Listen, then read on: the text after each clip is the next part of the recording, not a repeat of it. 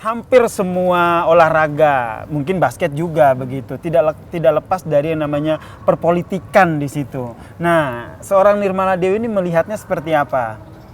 Ya, Perpolitikan ini dalam artian kayak, wah ini harus ada, oh gak bisa nih harus pemain ini yang masuk, lobby-lobby lah dan sejenisnya.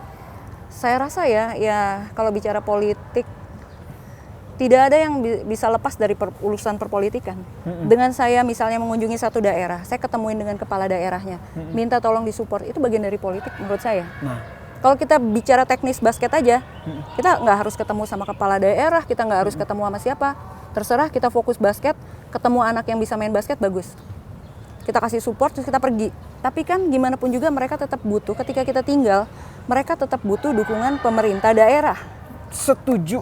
Jadi kita juga harus nempelin perbasi daerah sama kepala daerahnya. Minta dukungan, minta support. Apakah itu bukan politik? Itu politik juga. Ini yang ingin saya sampaikan. Sebenarnya tadi saya harap itu keluar dari seorang Nirmala Dewi ini akhirnya tersampaikan. Jadi sahabat Kompas TV ini jangan sampai menganggap bahwa hal-hal yang berbau politik adalah sesuatu yang negatif begitu ya. Enggak semuanya negatif, enggak semuanya negatif. Benar. Kecuali kita memanfaatkan prastawa untuk kepentingan kampanye. Saya mau maju sebagai apa, saya manfaatin banget untuk urusan timnas nanti dulu pras, ini dulu misalnya. Nggak ada begitu. Kecuali begitu menurut saya udah nggak proporsional. Betul.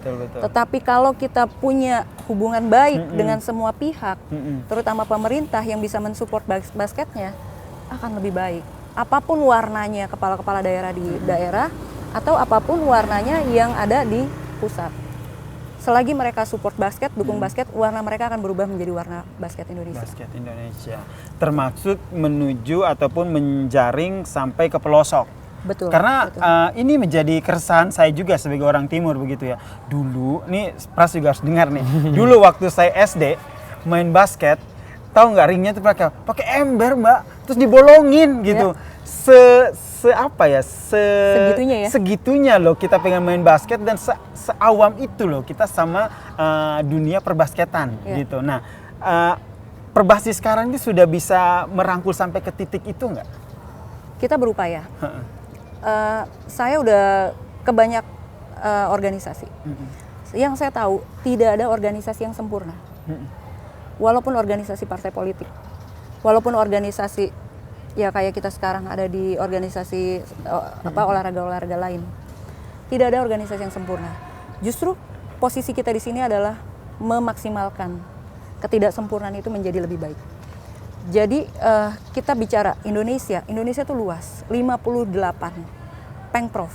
Kita harus satu-satu, sangat besar. Itu baru Pengprov, belum tingkat kabupaten kota. Total berapa member kita? Pengprov, Pengkap, Pengkot ada 390. Waduh, banyak banget. 390 titik kota yang kita harus datengin setiap satu persatu hari. Satu tahun tuh nggak kelar. Nggak kelar, bener ya. 365 hari, ini lebih loh. Iya. Jadi kalau dibilang saya sering ke daerah juga sering nggak sering. Karena saya juga banyak di pusat.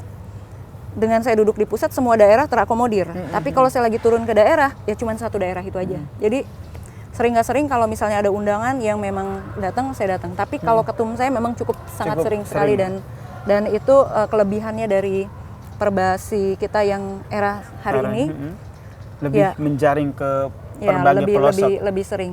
Tapi kalau tadi bicara anak-anak daerah sampai sekarang masih banyak yang begitu. Yang mereka ringnya seadanya, berbasketnya seadanya, bahkan sepatu biasa. Yang main basketnya itu rebutan, bro. Dulu saya waktu SD main basketnya rebutan bola gitu. Iya kan? Tapi nggak apa-apa, kita jadiin itu semangatnya mereka dulu. Kan kalau sekarang basket tuh sudah berkembang. Dari 5-on-5 berkembang jadi ada 3x3 juga, yang mana 3x3 itu lebih casual. Main basketnya lebih secara regulasi juga lebih nggak seketat 5-on-5. Lebih tourism banget ketika dimainin di pinggir pantai di Danau Toba. Kemarin kita uji coba ada Menpora Cup, main di Danau Toba dengan background Danau Toba itu cantik banget. Keren gitu banget itu. Terus itu maksud saya ada banyak dia bisa main juga di daerah-daerah di pelosok-pelosok gitu. Jadi memang sudah banyak hal yang dilakukan untuk menjangkau semua bibit-bibit di pelosok tanah air. Nah, Pras sendiri nih pernah ikut turun ke daerah-daerah?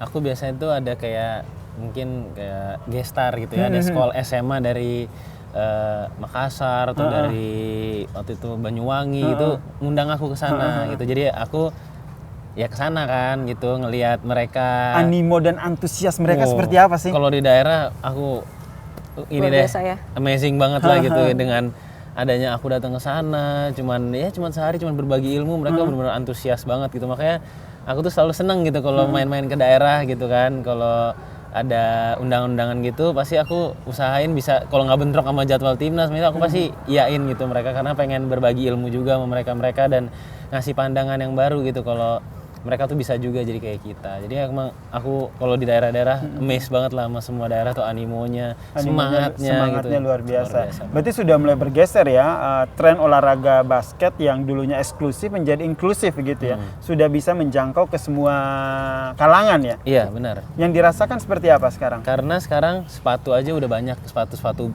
bagus tapi murah yang lokal, bola-bola lokal yang bagus tapi murah. Kalau dulu mungkin kan sepatu wah mahal, bola mahal. Kok sekarang udah terjangkau banget. Jadi semua orang udah bisa lah main basket. Terus ada 3x3 yang setengah lapangan pun jadi udah nggak usah perlu satu lapangan. Kalau dulu 5 lawan 5 harus satu lapangan kan.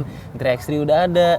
Jadi lebih terjangkau lah buat yang lainnya untuk merasakan bisa main basket, seneng main basket gitu. Oke. Nah, ini juga menarik tadi sering ke sekolah-sekolah, sering turun ke daerah-daerah. Kepikiran nggak sih karena sekarang itu kan keinginan antusias warga untuk berolahraga itu kan sangat luar biasa ya. Kalau kita lihat tenis punya acara hiburan sendiri, apalagi dunia lari juga banyak gitu. Basket akan menuju ke sana nggak? Membuat sebuah event-event yang memang diisi dengan ya tujuannya adalah sebagai sport tourism dan juga untuk rekreasi.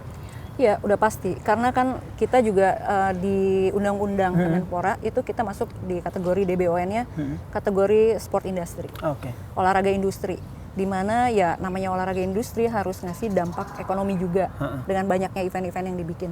Seperti contoh pada saat FIBA World Cup 2023 kita bikin timnas kita nggak bertanding di situ, tapi kita masuk kategori tadi sebagai olahraga industri.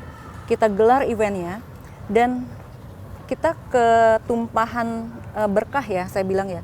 Tamu kayak salah satu contoh, Latvia itu ngirim hampir 3.000 spektator datang. Wow. Bayangin ya satu negara ya. Satu negara. Dia ngirim 3.000, mereka tinggal, mereka nginep, mereka jajan, beli apa dan itu ngasih dampak pasti secara langsung. Ini kadang orang kan suka berpikir bahwa ngapain kita bikin event besar-besar. Untuk apa buang-buang uang negara? Tidak. Kita ngelihat juga kan yang namanya olahraga, teman-teman sekalian ini mesti tahu yang namanya olahraga salah satu cara mendapatkan pemasukan ya dari mana? Dari event. Jadi ke depan juga kita udah bikin program jangka panjang untuk event-event basket kita akan undang lagi. Tapi nanti bertandingnya sama timnas kita. Jadi kita akan undang tim-tim besar yang punya nilai jual juga karena kita juga mulai masuk ke industri mengarahnya ke sana. Sejenis exhibition gitu ya? Apakah nanti kalau kayak di bola kan ada FIBA Matchday, kayak gitulah kira-kira. Tapi kan ini nggak ada FIBA Matchday itu nggak ada rasanya nggak ada. Jadi kita bikin sendiri program kita sendiri dengan pemain timnas. Kita pakai Indonesia Arena, kita datengin tim besar bertanding sama tim kita. Buat teman-teman timnas juga dia dapat sparring. Iya benar-benar. Buat penonton dia dapat tontonan yang berkualitas, yang baik, yang bagus. Jadi sudah mengarah ke sana ya, bagaimana sport tourism menjadi sebuah sport industri yang memberikan dampak tidak hanya untuk pemain basket tapi hampir semua lini kalangan masyarakat yang di sana ya.